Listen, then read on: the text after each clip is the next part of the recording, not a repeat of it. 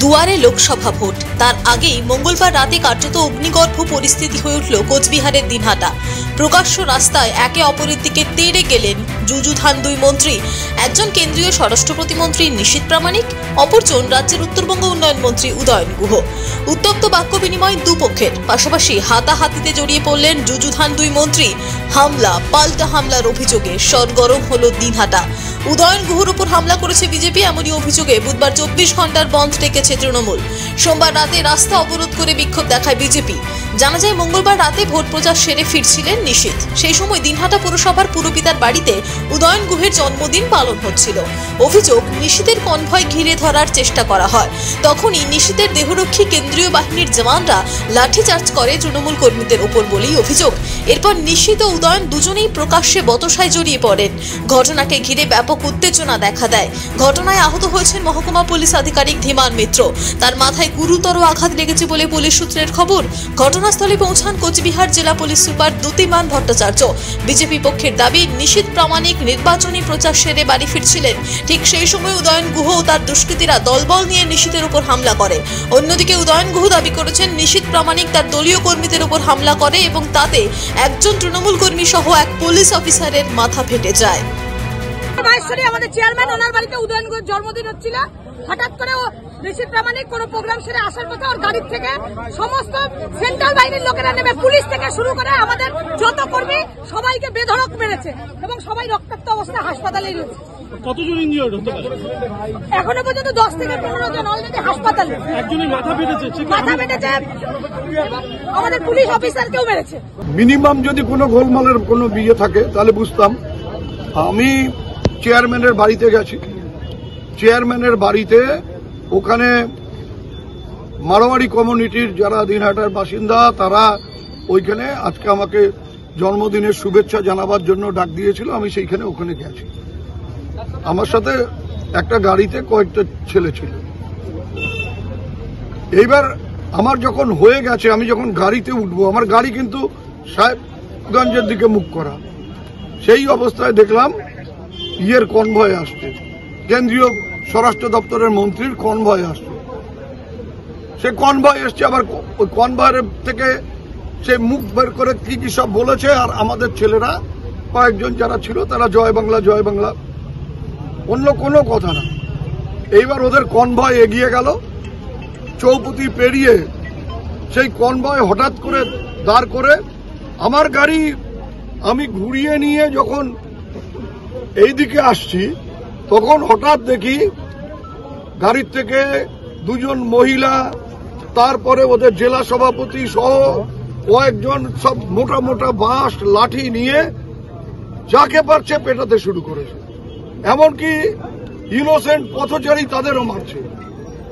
আমার সাথে যে গাড়ি ছিল সেই গাড়ি ভেঙে দিল। আমার সাথে যে আমার পেছনে যে গাড়ি ছিল সেই গাড়িটা ভেঙে দিল। এমনকি কেন্দ্রীয় বাহিনী গাড়ির থেকে নেমে তারা আমাদের দিনহাটা থানার পুলিশ সহ অন্যান্যদেরকে মারতে শুরু করলো। তীর ছুটছে, এই যে তীর, আমার হাতে তীর রয়েছে। এই তীর আরো দুটো আছে, সেখান থেকে গাড়ির থেকে, ওদের গাড়ির থেকে তীর ছোড়া হচ্ছে, কাটা পাথর ছোড়া হচ্ছে এবং লাঠি নিয়ে আক্রমণ করছে। দেখাচ্ছে যে আমি পুলিশের সাথে ধস্তাধস্তি করছি। তো কেন্দ্রীয় বাহিনী ওরা নেমে এসে লাঠি চার্জ করতে নিচ্ছে, একে মারছে, ওকে ধাক্কা দিচ্ছে। আমি বাধ্য হয়ে এগিয়ে গিয়েও ওই ওদের ঢালকে ঠেলে দিয়ে বলছি যে আপনি এখানে আসছেন কেন, আপনি কেন, আপনি কে?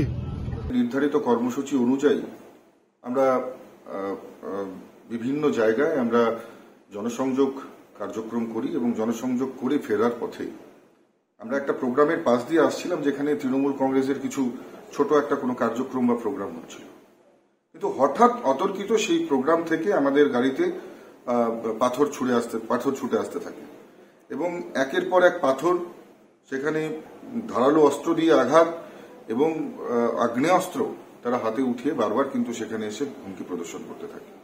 আমার কনভয়টা তখন অনেকটা এগিয়ে গেছে, ঠিক পেছনের দিকে এই আক্রমণ চলছিল এবং আমার যে গাড়ি সেই গাড়িতেও আঘাত লেগেছে, সেই গাড়ির কাছেও আঘাত লেগেছে, যদিও বুলেট প্রুফ গাড়ি বলে কিছু হয়নি।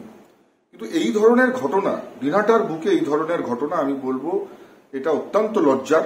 এবং এর জন্য দিনহাটার যে একেবারে আপনারা জানেন যে বিধায়ক, যিনি বারবার মানুষকে হুমকি প্রদর্শন করেন, আজকে দেখা যায় যখন আমাদের কর্মীর গাড়ি ভাঙছিল সেই সময় আমি এবং জেলা সভাপতি গাড়ি থেকে নামি এবং সেখানে দেখি জেলা সভাপতিরও মাথায় ঢিল লাগে, তার চোখে লেগেছে।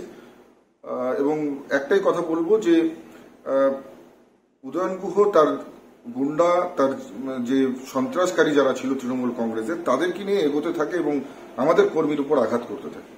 এটা সত্যি ভাবতে অবাক লাগে যে একজন জনপ্রতিনিধি হয়ে এইভাবে প্রকাশ্য গুন্ডামো করা।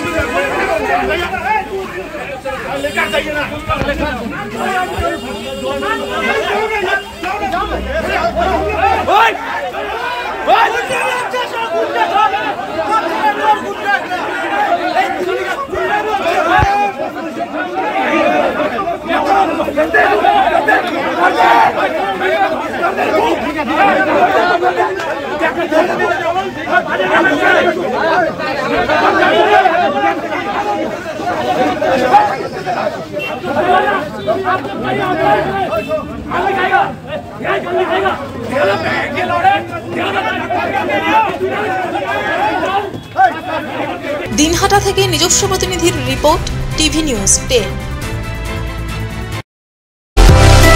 সুলভের সঠিক চিকিৎসার একমাত্র প্রতিষ্ঠান বিবেকানন্দ হসপিটাল। 24 ঘন্টা emergency service, blood bank, trauma care. আপনাদের সেবায় আমরা তৎপর। গুণমান ও পরিষেবায় দুর্গাপুর বিধাননগরের ডক্টর জাকির হোসেন এভিনিউর বিবেকানন্দ হসপিটাল শিল্পাঞ্চলের মানুষের মন জয় করেছে। দক্ষিণ ভারতের স্বনামধন্য চিকিৎসা প্রতিষ্ঠান অ্যাপোলো হসপিটাল, চেন্নাইয়ের চিকিৎসা পরিষেবা এখন আপনার দোরগোড়ায়। আমাদের এখানে রয়েছে অত্যাধুনিক দন্ত চিকিৎসা, টেলিমেডিসিনের ব্যবস্থা, লো রেডিয়েশন সিটি স্ক্যান, অত্যাধুনিক প্যাথোলজি ল্যাব, ইন্ডোস্কোপি, ইউএসজি, সব রকমের ভ্যাকসিনেশন ও কার্ডিয়াক কেয়ার ফ্যাসিলিটি। শিল্পাঞ্চল দুর্গাপুরের অ্যাপোলো ক্লিনিকে চেন্নাইয়ের সমস্ত সফল ডাক্তারের পরামর্শ আপনি এখানে বসেই পেয়ে যাবেন। ডাক্তারের সঙ্গে আলোচনা থেকে শুরু করে ট্রিটমেন্ট সবই এখন অ্যাপোলো ক্লিনিক দুর্গাপুরে। তাই আর দেরি না করে চিকিৎসা সংক্রান্ত সব সমস্যার সমাধান করতে আজই আসুন অ্যাপোলো ক্লিনিক দুর্গাপুর। আমাদের ঠিকানা আরা শিবতলা রোড, মুচিপাড়া, দুর্গাপুর, তপবন সিটির সন্নিকটে। যোগাযোগ এবং বুকিং নাম্বার 8927800447, এছাড়াও 8670909033।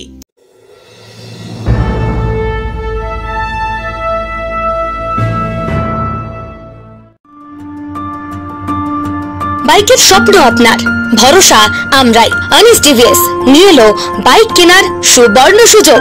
আমাদের ঠিকানা এসবি মোড়, সঞ্জীব সরণি রোড, দুর্গাপুর স্টেশন বাজার। যেকোনো টিভিএস টু হুইলারের সাথে পাচ্ছেন নিশ্চিত আকর্ষণীয় উপহার। এছাড়াও থাকছে free petrol, free helmet, free seat cover ও সহজ কিস্তিতে লোন পরিশোধের সুবিধা। আমাদের এখানে স্বল্প মূল্যে টিভিএস মেকানিকের দ্বারা সার্ভিসিং ও হোম সার্ভিসের সুবিধা রয়েছে। আপনার 2 চাকার স্বপ্নকে বাস্তবায়িত করতে হলে আজই আসুন আনিস টিভিএস এ। আমাদের ঠিকানা এসবি মোড়, সঞ্জীব সরণি রোড, দুর্গাপুর স্টেশন বাজার। আমাদের ফোন নাম্বার 7872776667 এবং 7384601357। আপনার 2 চাকার স্বপ্নকে বাস্তবায়িত করতে হলে আজই আসুন আনিস টিভিএস এ।